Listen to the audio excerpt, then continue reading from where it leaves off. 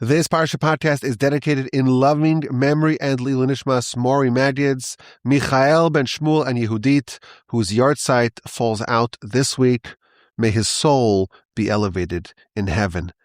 It's the extra special and uber rare Wednesday night recording of the Parsha podcast. You see, we typically record on Tuesday night. This week, it was a busy Tuesday night. It's Wednesday night. When I finish recording, I'm going to have to run to my computer to edit it, to make sure we can release it tonight. But guess what? Next week, Tuesday night, it's going to be Purim. And if things go as planned, I'm going to be in no shape to record on Tuesday evening. And I was thinking maybe we should just try that. Slurred Parsha podcast with all sorts of interesting little tangents. I don't know. I get overly gregarious on Purim and outgoing and very super chat. I think it's too risky. So please God, next week as well, we'll push it to Wednesday night. Maybe we'll have a little bit of a lingering hangover. I don't know. We'll see what happens. But 2 weeks in a row, please God, a Wednesday night Parsha podcast. And I have an important announcement and a request from y'all. You see, every year in the first quarter of the year, we have our annual fundraiser. So right now we're putting up the final touches on the Torch fundraiser 2026. And each year we have to do a different theme. So you get to the page on the online fundraiser and it says like the name of the theme and lots of graphics with that name. So I went back to the archive and I looked at 2020. It was Vote Torch. Like every donation was like a vote for Torch. And then 2021, it was Make the Torch Brighter. And then 2022 was Lift Up the Torch. And 2023 was Raise the Torch. And 2024 is Ignite the Torch. And just last year was Light Up the Torch. I'm thinking like it's just so easy when you have a name like Torch and there's so many different ways to describe the lighting of a fire, the waving of the fire, the brightness of the fire, the beacon of the fire, and so on. And that kind of represents what we try to do here. We have like this one center in Houston, Texas. We try to have this illumination that spans the world over. But we're trying to figure out what should be this year's theme. And we narrowed it down to 3 different candidates. We had Wave the Torch, Kindle the Torch, or Spark the Torch. So which one of these is catchier? And I can't decide. And I need your help. So I thought Wave the Torch was a bit too infantile. Wave the torch. We're doing like the wave by the game. I don't know. I don't like it. Wave the torch. Like, yeah, the torch is already lit. We're just trying to wave it. So we have 2 other options: to kindle the torch or kindle the torch, or spark the torch. And of the 2, I was leaning towards kindle the torch. And here's why. Kindle seems to me like it's more substantial. It has more gravitas. And also it sounds a bit more expensive. Like, how much does it cost to kindle a torch? That's more than it costs to spark the torch, right? A spark is just like one little shoot of fire and you could spark and that's enough. So I'm worried that psychologically someone will say, oh, this year's torch fundraising campaign is it's called Spark the Torch. Oh, all I need to do is just give a little spark. And I'm worried that psychologically I'm going to cause someone to give a smaller donation. And these are all the reasons why I prefer to say kindle a torch. But the truth is, and now that I'm thinking about it, maybe we should go with Spark the Torch. Because, yeah, a spark is just like a small little bit of fire that creates a big conflagration, a great beacon, but maybe that's what we should emphasize. Because after all, when you support Torch, there's enormous implications. The impact. When someone supports Torch, it's completely disproportionate to the input. A tiny spark creates a massive beacon of Torah that illuminates the entire world. So I really don't know what to do. I'm all confused. What should the tagline, the campaign name and theme of our fundraiser be in 2026? I still kind of prefer Kindle the Torch. What do you think? Send me an email. Rabbi Wolbe. You don't have to write a whole spiel. You don't have to give me a lot of details. You can send an email without any body in the text. Just say, kindle or spark. And maybe, but just maybe, we'll take that into account when we make our torch fundraiser in a couple of weeks. Stay tuned. We're going to do something to the torch. Hopefully we'll create the great illumination that will ensure the continuity and the vibrancy of torch in 2026. Stay tuned. Kindle the torch. Spark the torch. Wave the torch. I don't know. I don't know which one's better. I don't know. You tell me. RabbiWolbe@gmail.com. It's Parsha's Tetzaveh, and it's the second Parsha in a row whose subject matter is exclusively the tabernacle. Last week we learned about the building itself and many of the vessels. In this week's Parsha we read about first the oil for the menorah, then the designation of Aaron and his sons to be priests, and the vestments of the high priest and of the ordinary priests, and the process of the inauguration of the tabernacle, and the sacrifices for the week of inauguration, and the general sacrifices year-round. And at the end of the Parsha, we read about another vessel, namely the golden altar, also known as the incense altar, because the incense was burned atop this altar twice a day. That's the basic picture of the Parsha. Let's go piece by piece. The Parsha begins with the commandment to take olive oil, pure olive oil, without any sediments, in order to light the menorah each night. Ve'ata tetzaveh b'nei Yisrael, command the Israelites, they should take for you shemen zayis zach, pure, refined olive oil. If you want to extract the maximum amount of oil from an olive, you would crush it with a press, and all the liquid would ooze out, and you'd have lots of olive oil. But it would also come with lots of sediments. But the oil from menorah, it has to be crystal clear. It has to be sediment-free. Only the best of the best, the cleanest of the cleanest, the purest of the pure, the most refined of olive oil. Only such oil is eligible to be kindled on the menorah. That's the first verse of the Parsha. The second verse, we read about the placement of the menorah. It's in the sanctuary. It's on the other side of the curtain. There's a curtain that separates the holy from the holy of holies. So it's in the holy, not the holy of holies. And it's prepared by Aaron and his sons, and it's lit from night to morning. So this is the menorah and its oil. Next, we read about the designation of Aaron. Chapter 28, verse 1. Moshe is told to bring Aaron close. Aaron, your brother, his sons. You have to separate them from amongst the Israelites. Lechahanoli, they should be priests for me. Who are the priests? It's 5 people. It's Aaron and his 4 sons. Nadav and Avihu, Elazar, Isamar, the sons of Aaron. The entire population of priests is going to be only 5 people and their subsequent children. Now really, Moshe was supposed to be the priest, but he lost it. All the way at the beginning of the book of Exodus, Parshas Shemos, the burning bush. Go save the Israelites, go down to Egypt, go negotiate with Pharaoh. Moshe kept on objecting. He didn't want to take the responsibility placed upon him by God. And he kept on launching all sorts of objections as to why he should not do it. And the final objection was, Shlach no biad tishlach. Send Aaron instead. Moshe was worried. He was concerned about trampling over the feelings of his brother Aaron. Aaron would have to see his younger brother promoted over him. Moshe argued, just send Aaron instead. But that was a mistake. Because God tells Moshe, Aaron, he's not going to be upset that you're going to be promoted. He'll be happy. He'll be glad in his heart. V'ra'acha, he'll see you and your prominence. V'samach belibo, he'll be happy. He'll be glad in his heart.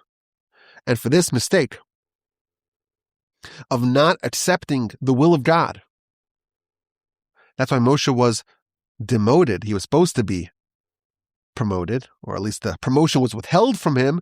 He's an ordinary Levite, and Aaron, he's elevated to being the family of the priests. And from this point forward, it's only Aaron and his descendants. There's a very nice comment here in the Orach Chaim. Moshe is being commanded to appoint, to designate, to anoint his replacement. Aaron's going to take the job that was really allocated and designated for Moshe. And who has to do that designation? Moshe himself. It's like rubbing salt in Moshe's wounds. Not only are you going to lose your promotion, but you have to designate and appoint and anoint the replacement. And the Orach Chaim says something very interesting. Moshe made a mistake by rejecting the express will of God. God tells you to go, you go. Moshe needs to have a penitence, an atonement for his mistake. And the way he was forgiven, his demotion and his appointment of Aaron as his replacement, that's like a sacrifice, says the Orach Chaim, that will atone for his insolence at the burning bush. Very interesting. So you must designate Aaron and his sons, and then we read that you have to make holy vestments for Aaron, your brother, and for his children. Lechavod ulisifaras, for honor and for splendor. And instruct all the people who have wise hearts and are filled with the spirit of wisdom, they should make these garments for Aaron to sanctify him so that he can be a priest for me, so that he can serve me. And it lists the various special garments of the high priest. Now, as an aside, almost every year, this Parsha is read the week before Purim, and there's all sorts of hints to the Purim story in our Parsha. And many of the commentators find all sorts of references and hints towards the Purim story. And the Talmud tells us that Achashverosh, the king of Persia, he had the 180 days of festivals and festivities, and he wore the vestments of the high priest. He wore the bigdei kahuna, the garments of the high priest, during those 180 days of festivities. And the reason why is because he was convinced that the prophecy that the temple will be rebuilt 70 years after it was destroyed, that prophecy was proven false. And he wanted to celebrate, and he highlighted his supposed triumph over the temple by donning the garments of the high priest. Now, these garments are very powerful garments. The Talmud tells us that they provide atonement for the entire Jewish people.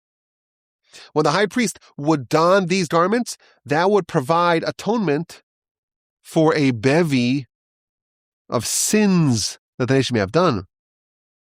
There's 8 garments, 8 different classes, categories of sins are atoned for by these garments. The tunic, that atones for the sins of murder, and the breeches for illicit behavior, and the head covering for haughtiness, and the sash for rogue thoughts, and the breastplate for corrupt judgment, and the ephod, the apron-like garment, that atones for sins of idolatry, and the robe that makes noise because it has the bells and the whistles, the pomegranates, and the gold bells on the bottom, that atones for sins of sound, of lashon hara, of evil talk. And the tzitz, the crown, the diadem, that is placed on the forehead of Aaron, and that atones for sins of the forehead, for azus metzach, for brazenness. Very interesting idea. We think of atonement. Well, that's you have to repent, and you have to regret what you did, and all the different steps needed to achieve full atonement and expiation. And the Talmud tells us that just the garments of the high priest, they provide atonement. And the commentaries tell us something very profound. What does it mean that clothes of the high priest, but in clothes, how could they provide atonement? So the Maral tells us, very interesting. There's 2 ways to gain atonement. You're a person, you made a mistake. Well, you regret that. I feel bad. I want to undo that. I want to repent. That's one way to kind of annul a misdeed. There's another way to annul a misdeed. To realize that that behavior was so beneath you, it was so unbecoming, unbefitting of you, you'll never do that again. You're so much bigger than that. These garments are worn by our representative. Our brother Aaron is wearing them.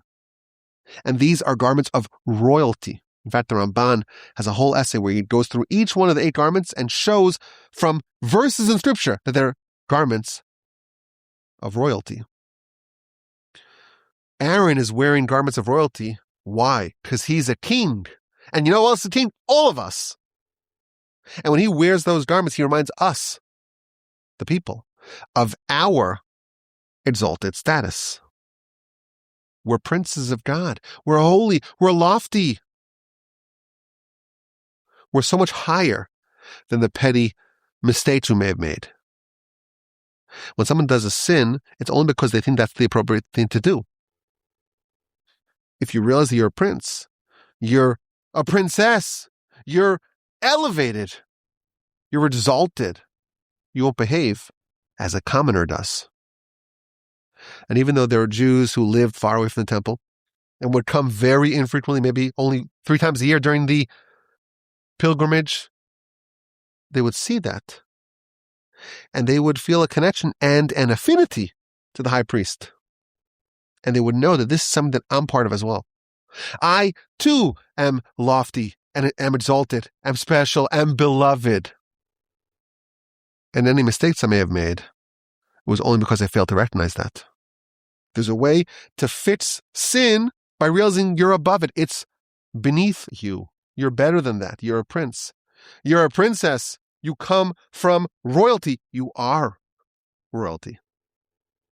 You're not going to hang out with the lowlives, with the commoners, and you won't behave as they do. Very interesting insight, very powerful insight that could be relevant for us today as well. The aforementioned robe, on the bottom of it, it had bells and pomegranates that made noise. And the verse tells us, chapter 28, verse 35, that the robe would be upon Aaron when he did his service. V'nishma kolo, and his voice or his sound will be heard when he enters the sanctuary. Now, what does it mean that his voice and his sound will be heard? So there's a lesson in pedagogy over here. Aaron's the high priest, and there's no way for Aaron to be stealthy. He can't sneak in. He can't be surreptitious, because anytime he moves, there's 72 bells and whistles making noise. And therefore, no one would ever be unprepared for a meeting with the high priest. He's never going to walk in unannounced. People can always prepare for his arrival and make sure that they are ready for an encounter with the high priest. And that's a lesson for the high priest. Your voice, your sound should be heard. You don't want to see people doing something that they don't want to be seen by you doing. Because if someone is seen by their superior in a compromising manner, it's not healthy for the child, for the charge, for the pupil, for the disciple, for the underling. Very interesting idea. But there are other ideas. For example, one of the commentators says, the Chestuni, Aaron's on the move. Everyone knows Aaron's on the move. They hear the noise. The clinging and clanking of the pomegranates and bells. They know when he's about to enter the sanctuary. He's about to do the sacrifices. He's about to kindle the menorah. He's about to light the incense. So he's doing the service. What are you doing? You pray. You contribute your devotion. You have your kavanah. You try to do what you can to join that pipeline to heaven.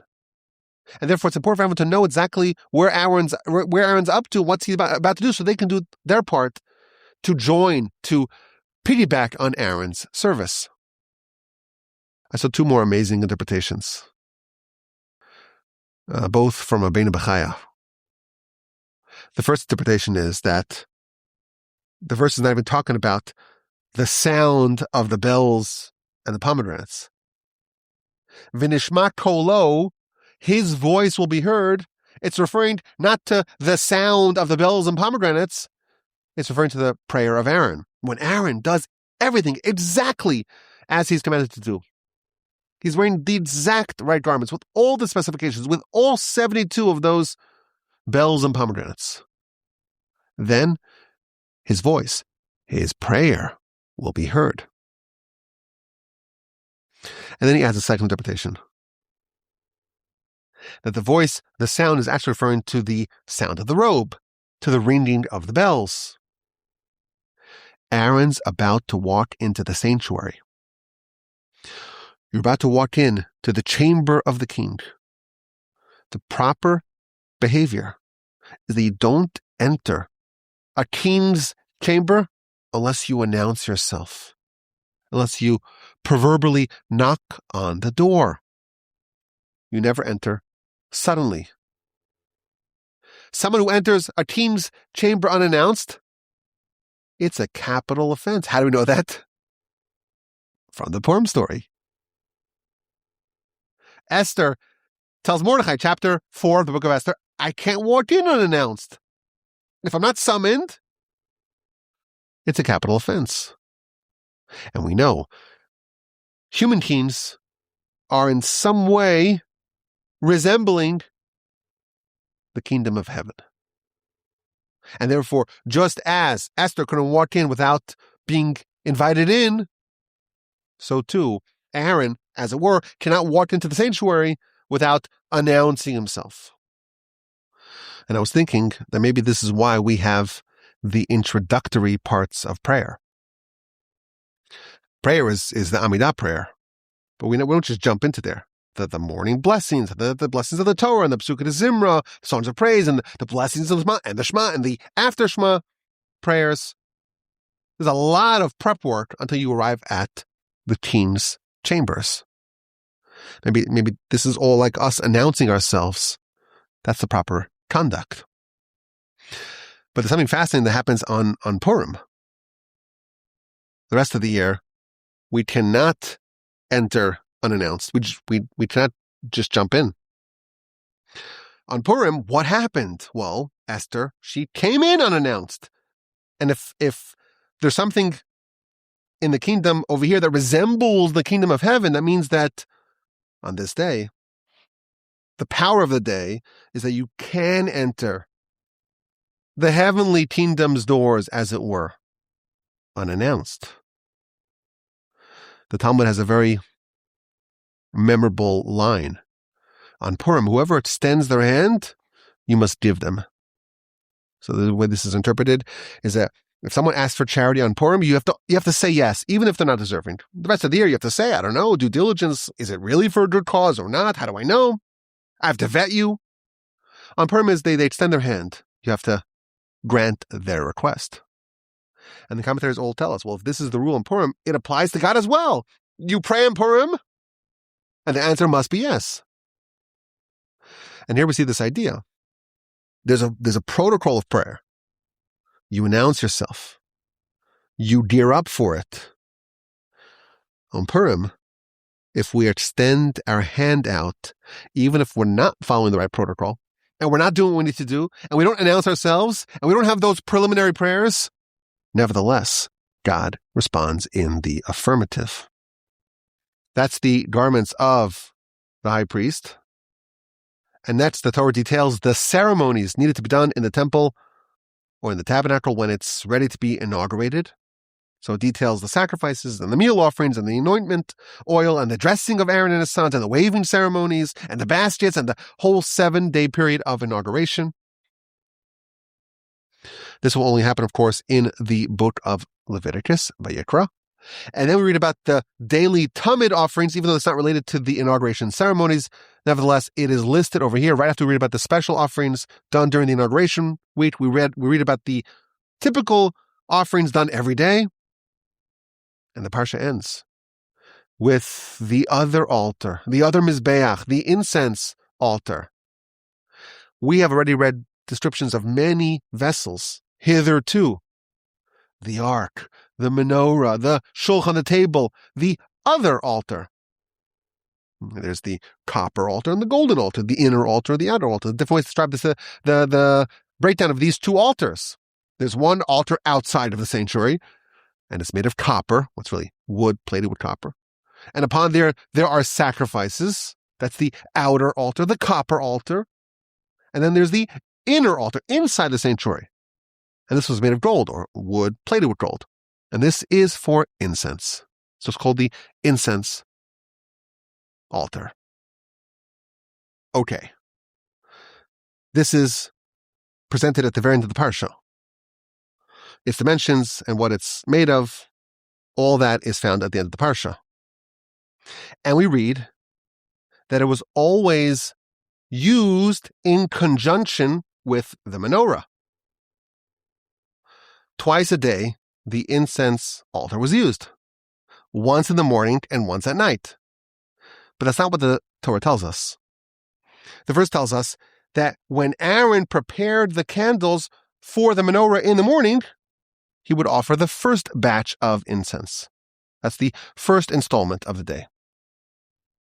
And at night, when Aaron kindled those aforementioned lights of the menorah, that's when he did the second round of the incense. That's what the inner golden altar was used for. You cannot bring any other incense on that altar. And there's no other sacrifices that were done with it, with one exception. And this is the last verse of the Parsha. Once a year, on Yom Kippur, some of the sacrifices that the rest of the year, all sacrifices are offered on the outer altar. On Yom Kippur, some of the sacrifices are offered on the inner golden altar, which is typically reserved for incense. And with that, the Parsha ends. Why do we need two altars? You could have one altar, and you could process both the incense and sacrifices upon it, you would imagine. This is a very nice comment by the Kli Yakar. He tells us that one of them is for the body, one of them is for the soul. You see, when someone sins, God forbid, it causes corruption and corrosion to both body and soul. And both body and soul need an atonement, a rectification. And the copper altar, the outer altar, that atones for the influence that sin has on the body. And that's why animal sacrifices are offered on that altar, because the body is a person's animalistic side. But the person's body is not the only part that gets harmed and damaged and ruined and sullied with sin. The soul also needs atonement. And that's atoned for with the golden altar. And the only offering on the golden altar is incense, which it's all a smell. And we know smells are associated with the soul. In fact, the word for smell is reach, and the word for soul is, or at least one part of the soul is ruach. Smell is the domain of the soul. And that's why, he doesn't write this, but this is well known, every Shabbos the soul has the extra soul. There's a powered up soul. The neshama is there, the extra soul, and then you lose it when Shabbos departs. And that's why we appease the soul every Saturday night at the end of Shabbos with the smelling of the herbs, because that's the one way you can assuage and appease the soul. Very interesting. It's two altars for the two different parts of man, the body and the soul. The soul is golden, the body is copper. Now, all the commentaries observe that the Torah's description of the golden altar is totally out of place. It really should be in last week's Parsha. Last week's Parsha had all the other vessels in the sanctuary. We have the Ark and the Holy of Holies and the menorah and the table in the Holy, and the other altar that's outside of the Holy, that's outside of the sanctuary. And in this week's Parsha, we talk about the completion of the tabernacle. And we talk about the sacrifices done during the inauguration of the tabernacle, and even the sacrifices done on an ordinary day. And only then do you mention the golden altar, the incense altar. All the commentaries are puzzled by this placement. Why is it placed over here topically? And there's a very long comment in Orach Chaim and a very, very sharp Ramban on this question. But many of the commentators focus on this question. But I want to do something that we like to do here, year 10 of the Parsha podcast. Let's go a bit backstage. Our Parsha is about priests. Aaron's going to be designated. He'll have the special garments, and he'll light the menorah with the special oil. And we have all these inauguration ceremonies where Aaron and his sons are dressed and anointed and so on. Everything that we read about in our Parsha is about the priest. Aaron, the high priest, his 4 sons, and their descendants. I'll ask a very modern question. Why can't everyone be a priest? Why is it only Aaron and his sons are designated? Why can't standard issue Israelites, like myself, do any service in the temple, in the tabernacle? So, of course, this is not a new question. This was Korach's question. We'll read about Korach, Moshe's first cousin. He has a complaint. The entire assembly is holy. So why do you, Moshe and Aaron, why do you lord over the people? So we're not actually proposing what Korach proposed. But what's the logic behind it? The Holy of Holies, only one man can enter. One man from one family, from one tribe. The services in the tabernacle and the temple are done by one family. If you're from the tribe of Asher or one of the Joseph tribes or Reuven, or you're just out of luck. Today, everyone wants to be egalitarian. We have to have equality or equity. What's the reason why there was only one family that was selected? It's a wonderful question, and I saw for the first time this week a very nice essay by the Abarbanel on this question. And he gives a very logical answer. This is what he says.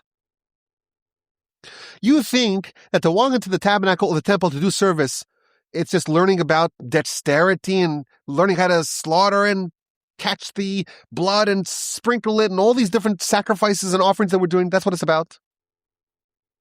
You have to know all the secrets. You have to understand all godly matters.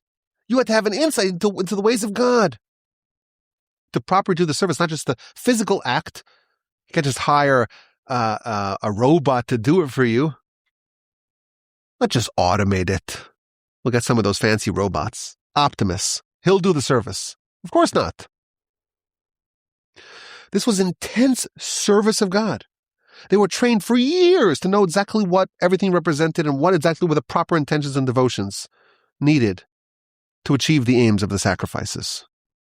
That's a very hard thing to do. And there are many things that are inhibiting a person from doing that, many blockages. To properly know how to be a priest, it demanded a ton of work. And people are busy. They have responsibilities. They have their familial responsibilities. To do this, you need to have seclusion and focus and effort. Only then can you understand the wisdom and the knowledge of God. Only then can you properly serve as a priest. So therefore, God commanded, there's only one family that's going to do this. They're going to invest all of their efforts here. They'll acquire perfection in godly matters. And they're going to be the priests, and they're going to serve God on behalf of the whole nation. And the whole nation is going to facilitate that. So priests, they have no other responsibilities. They're not busy with their job being an actuary or an engineer. They don't have to worry about tilling or harvesting or plowing or planting. They don't amass or procure possessions. They don't even own land.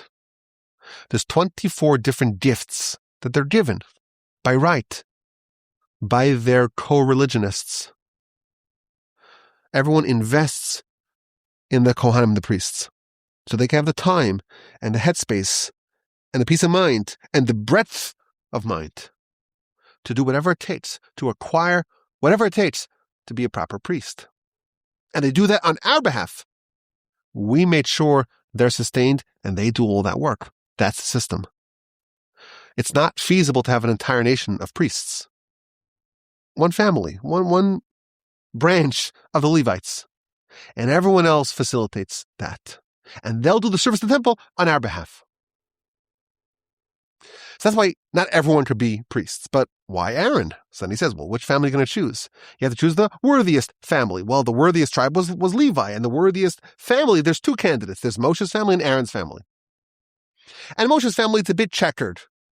Why? Because his wife, she comes from nobility, sure, but she comes from a convert and there's some idolatry. It's a bit of a checkered history.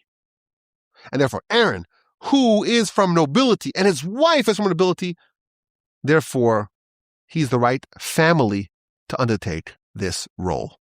A very neat presentation from the Abarbanel. I want to suggest like an extension of this idea. Our Parsha ends with the Mizbeach, the altar. Which altar? There's two altars. No, the golden altar. Mizbeach Miktar Ketoris, the altar of incense. And it's made of gold, more precisely, wood plated with gold. And it was inside the sanctuary, not to be confused with the other altar, the much bigger altar, the one that's outside the sanctuary and made of copper, or more precisely wood, plated with copper. These are very different altars. They have the same name, but they're both called a mizbeach, both called an altar, but they're different. The outer altar was for sacrifices, and the inner altar, that's for ketoris, that's for incense. But let's examine these two altars carefully. I'll ask you a question about the nomenclature. So we have two altars, and they're different. One's used for sacrifices, one used for incense. In our Parsha, chapter 30, verse 1, we read about the altar of incense. Mizbeach Miktar Ketoris. It's called the altar of incense. The name is the function. V'asisa Mizbeach Miktar Ketoris. Make a mizbeach, make an altar that is used to burn incense. Well, if the altar that's used to burn incense is called the altar used to burn incense, what would the altar used to burn sacrifices be called? You would imagine it should be called the altar of sacrifices. But that's not what it's called. There's an inconsistency in the naming. This altar, the golden altar, it's used for incense, and that's its name. That's essential to what it is. But the outer altar, used for sacrifice, it's not part of the name. And it's not clear to us why. It's a little bit of a subtle question there. Now, not only is the golden altar used for incense, the verse stresses it's used exclusively for incense. Chapter 30, verse 9. Don't bring any ola on it. There's no ola on it. There's no mincha on it. There's no elevation offering. There's no meal offering. Venesech. Don't pour any libations on it. It stresses this is exclusively for incense. And that's, in fact, the name of this altar. What's the reason why this vessel specifically is given this sort of name? That's question number one. Here's another question. There are 3 vessels that have crowns around them. And these represent the 3 crowns of prominence of our people. We have the crown of Torah, and the crown of the monarchy, and the crown of the priesthood.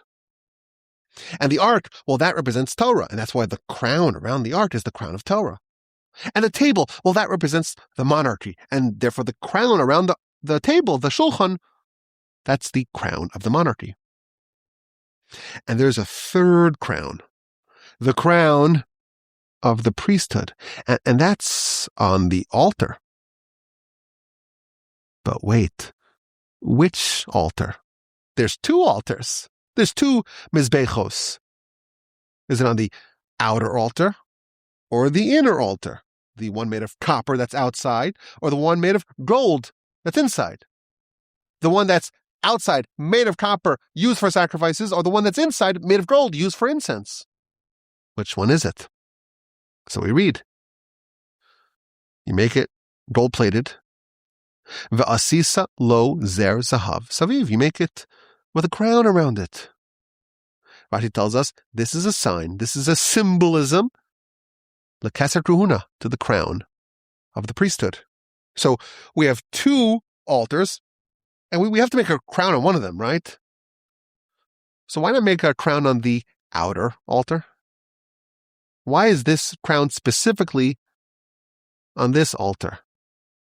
The inner one, the golden one, the incense one, and not on the outer one, the copper one, the one for sacrifices. Both altars are exclusively for the usage for the services, the domain of the priests. Why is the crown over here? Okay, now you may say, that's such a silly question. You're nitpicking. That's like the worst insult. You can't nitpick on a podcast, right? It's a podcast. You can't nitpick. So the nitpicker would say, or the response to this question would be, well, come on. The crown's going to be gold, right? The outer altar is made of copper. We're not going to make a copper crown. It's got to be in gold. And therefore, the inner one is made of gold, and you got to put it there. Let me ask you a different question. There are two vessels that could potentially represent the priesthood. You have the altar. Aaron would bring incense on the altar. But you also have the menorah. Aaron would kindle the menorah. So why not put the crown there? That's made of gold. Oh, nitpicker. Make the crown on the menorah. No, but it doesn't fit because it's not square. Come on. The menorah is not crown worthy? Isn't the menorah like the picture that we have of the high priestess kindling the menorah? Put the crown there. It's evident from the Torah. There's something about the altar, the incense altar, that epitomizes the priesthood more than the menorah does. And the question is why? I'll ask you another question. This one's an obvious question. No nitpicking here. If you read the description of the kindling of the incense, it's connected to the menorah. Chapter 30, verses 7 and 8. The ketores, the incense, is burned twice a day, once in the morning and once at night. But that's not what the verse tells us. The verse tells us that when Aaron prepares the menorah in the morning, then he lights the first installment of the ketores. And when he kindles the menorah at night, then he lights the second installment of ketores, of incense. It's a very precise connection here. The burning of the incense, both times, it's always connected to the menorah. In the morning, you prepare the menorah, and that's when you light the first installment.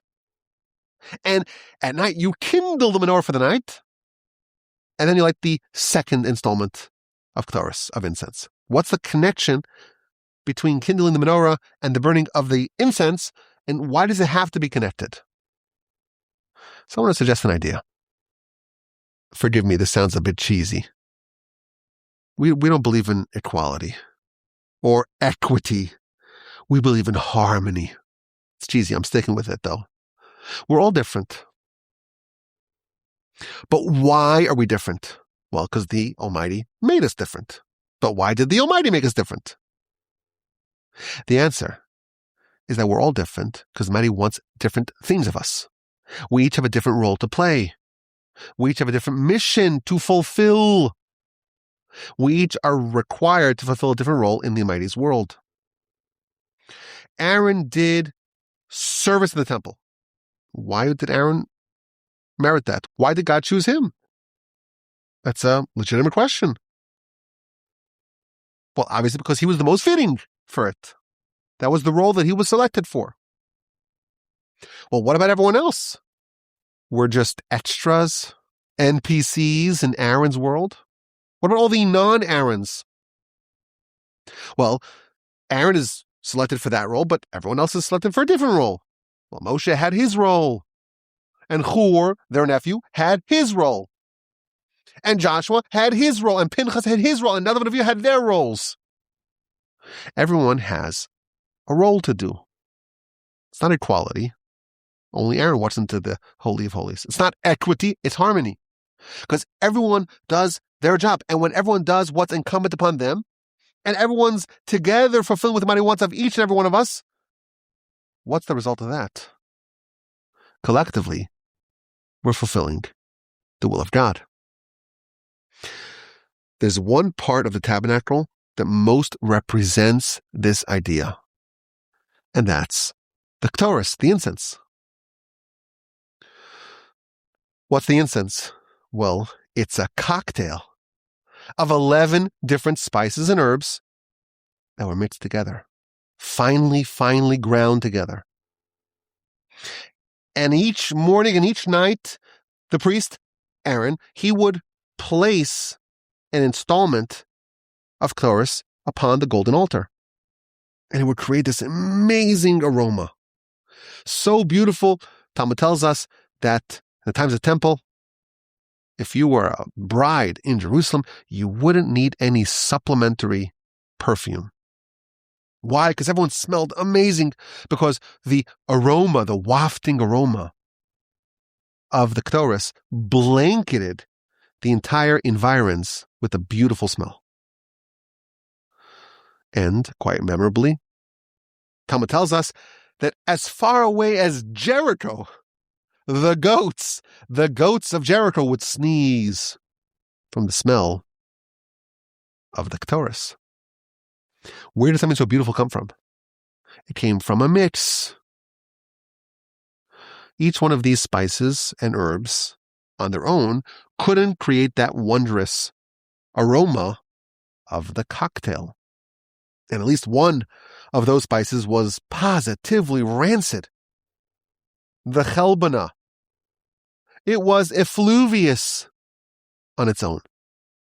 But when you added it in at the exact right proportion, it contributed to the collective aroma of the incense at large. Each spice was different. Each herb is different. And each contributes something else. But when they all come together and each is contributing what they need to contribute, only then do you have this magical aroma.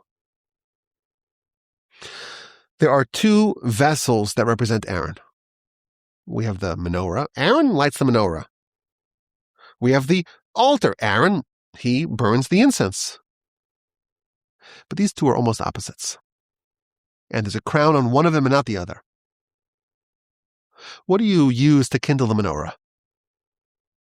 You have to find the most pure and refined olive oil. The purest of the pure, the most refined, the cleanest of the clean. Free of any scintilla of impurity or imperfection.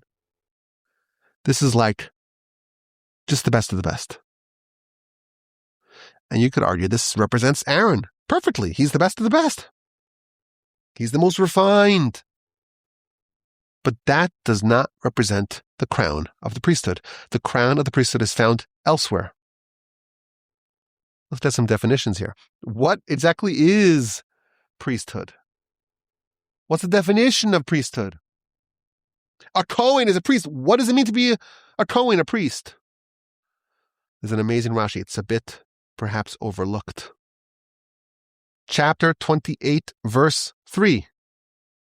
It's, I think, the 5th verse of our Parsha. V'asu bigdei Aharon. They should make the garments of Aaron. Likadsho, to sanctify him. Lichahanoli, to make him a Kohen for me, to make him a priest for me.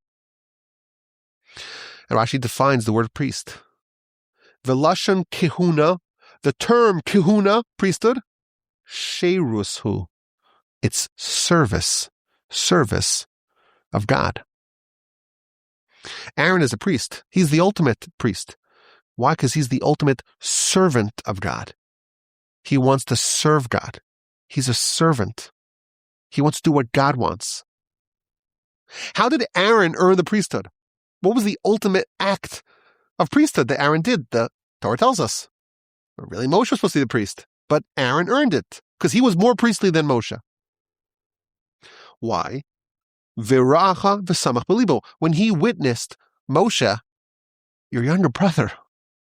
I always tell my kids when they fight, it's part of the job of the oldest sibling to taunt the little kids. Of course, it's not, but you have to just accept it. Aaron sees his younger brother reaching prominence. He's the representative of God and not Aaron. And Aaron's happy in his heart. He was glad in his heart. Why? Because Aaron is a servant of God. Just wants to bring about what God needs, as it were. So Moshe's the right person for the job. Aaron's so glad that the right person for the job has the job. What epitomizes service? What epitomizes the priesthood? It's service. And when my service and your service and their service and his service and her service and everyone's service, it comes together in the ultimate and unified service of God.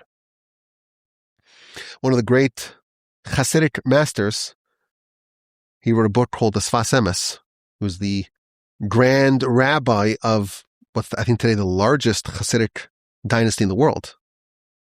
Gur, or Ger, different ways to pronounce it.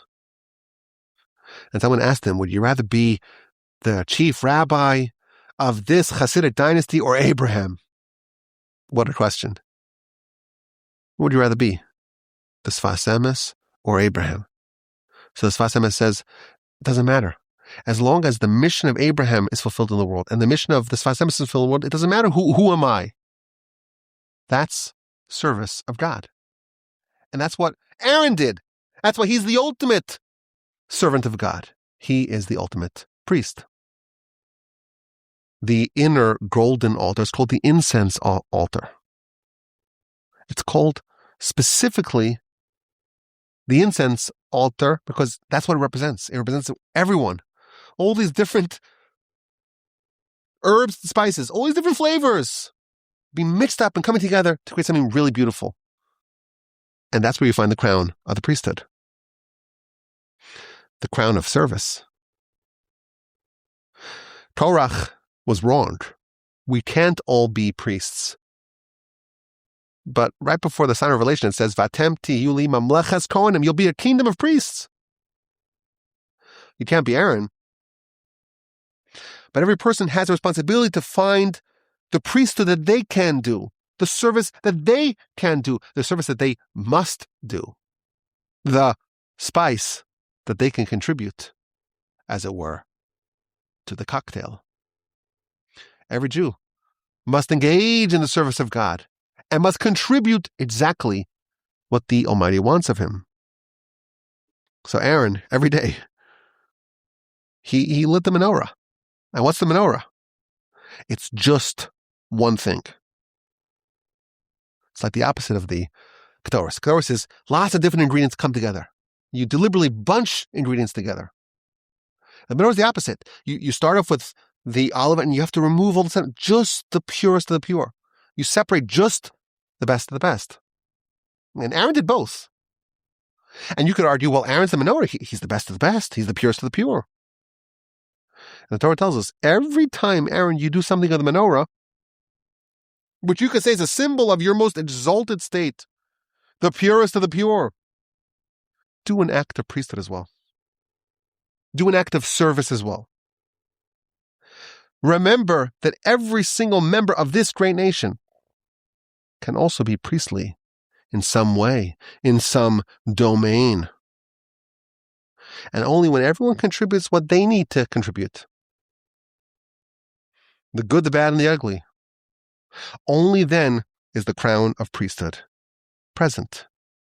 The crown of priesthood is service, doing your responsibility. That's what it means to be a kingdom of priests.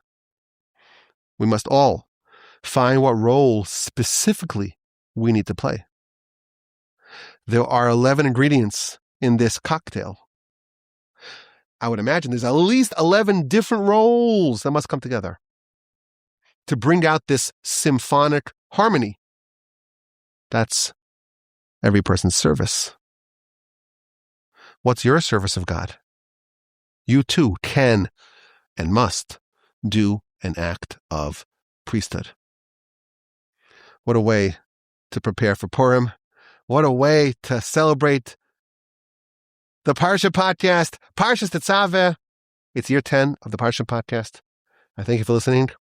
This was highly, highly enjoyable for me, as I hope it was for you as well. I'm speaking to you from the Torch Center in Houston, Texas. Have a wonderful rest of your day. Have a magnificent, terrific, productive rest of your week. And of course, a sensational and wonderful and restful and exhilarating Shabbos upcoming. And please, God, with help of the Almighty, we'll talk again next week. As always, my address is rabbiwalby@gmail.com.